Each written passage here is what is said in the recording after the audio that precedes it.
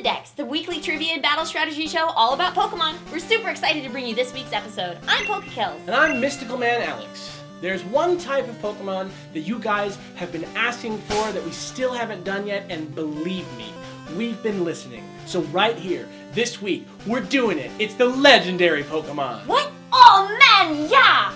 Awesome! Which one is it? The original cool guy Mewtwo? Rayquaza, the leader of the skies? Arceus, the god of Pokemon itself? Nope. It's Arcanine. What? Arcanine's species name is the legendary Pokemon. Oh, you're mean.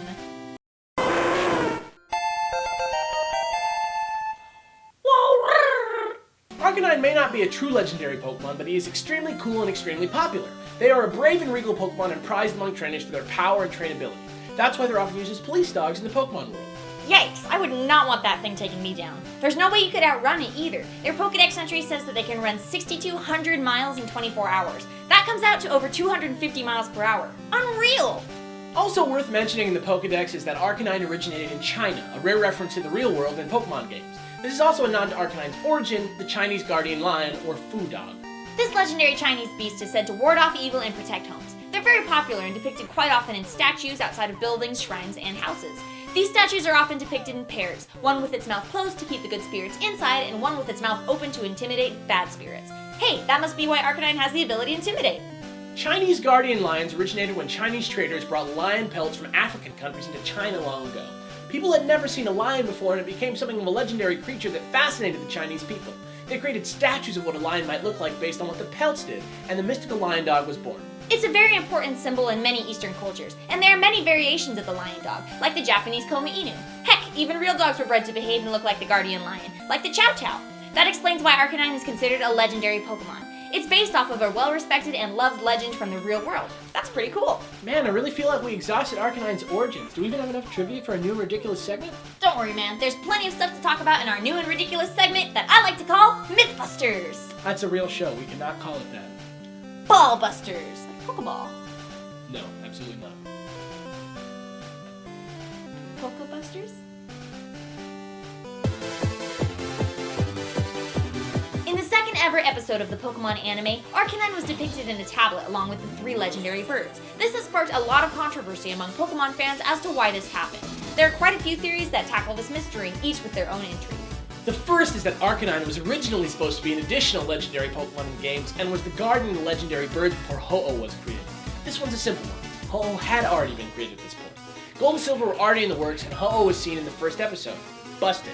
The second is that Arcanine was originally put in place of Moltres as part of the legendary trio in the earliest stages of the game's development, but it was replaced by Moltres to make all 3 of them birds. A neat theory, but why would somebody make a trio with 2 birds and 1 dog in the first place? It seems highly unlikely from a design standpoint. Busted! The third is that Arcanine preceded Mewtwo as the legendary Pokemon obtained at the end of the game. But Mewtwo was invented, and Arcanine was pushed into a lesser prominent spot and given a pre-evolution to avoid having 2 Fire-type legendaries. We can't really disprove this one, but here's a different theory as to why Arcanine was depicted with the other legendaries in that tablet. Think about it. At this point in the anime, the reveal of Mewtwo was going to be the subject of an entire movie. Why spoil it by showing a silly little stone engraving of it? And you wouldn't want to do Mew because technically it hadn't been discovered yet. And there were no other legendary Pokemon in that game. In fact, they didn't even call them legendary until after the game was released. So we had to fill that space with something. So what's a powerful, mystical, rare, and cool Pokemon whose name boasts of its legendary connections? Arcanine. Ooh! Busted! Cool stuff! I also forgot to mention that Arcanine's name in the beta versions of Red and Blue was Blaze. A bit generic, don't you think? Yeah, I definitely prefer the mix of Arcane and Canine. It really hints at his mysterious side. Well, I think we've covered as much about Arcanine as I can reasonably handle without going insane, so why don't you head off the battle strategy section? Can do! Arcanine has pretty good stats, and his moveset is good enough for the OU tier, but he's a tad slow, and since he's a pure fire type, he settles into UU instead. Still, with a little cleverness, he can be a pretty awesome sunny day user. Here's our favorite set to do it with. A modest Arcanine is the basis of the set, and make sure he's got the ability Intimidate. It's not particularly exciting, I know, but it's pretty underrated. It lowers your attack 1 stage automatically. That's dope. Also, be sure to boost your own attack stats by giving him a life orb. Sure, it hurts him a little bit, but don't worry, we've got a plan for that. Arcanine has access to Morning Sun, a recovery move that works similarly to Moonlight or Synthesis. When it's sunny, he recovers 2/3 of his HP. Yes! Next comes the age-old dilemma, Fire Blast or Flamethrower. I'd go with Flamethrower for the accuracy, but it's really up to you. Oh! And don't forget the most important part. Solar Beam goes in that last slot and protects Arcanine from a bunch of his greatest foes, like Swampert and Kelly's good pal, Gastrodon. And don't forget that when it's sunny out, Solar Beam doesn't need to charge. How about that mess, bro? Of course, that's not the only way to train an Arcanine, so as always, here are a few random thoughts. A physical attacker Arcanine with Flare Blitz, Extreme Speed, Crunch, and Close Combat is truly a fearsome beast. I just think there's better physical sweepers to choose from. Crunch is another great move Arcanine has access to, and it's great for type coverage, but it's also very expected for Arcanine to have it, so choose wisely. Some people feel a little bit more comfortable giving Arcanine leftovers, but it's really kind of redundant when you have access to Morning Sun.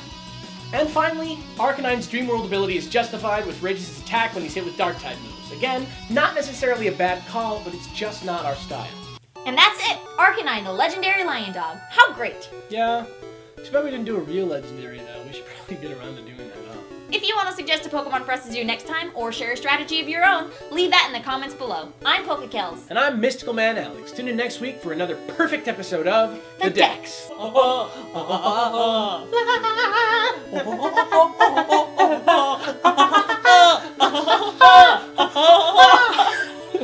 And we're recording.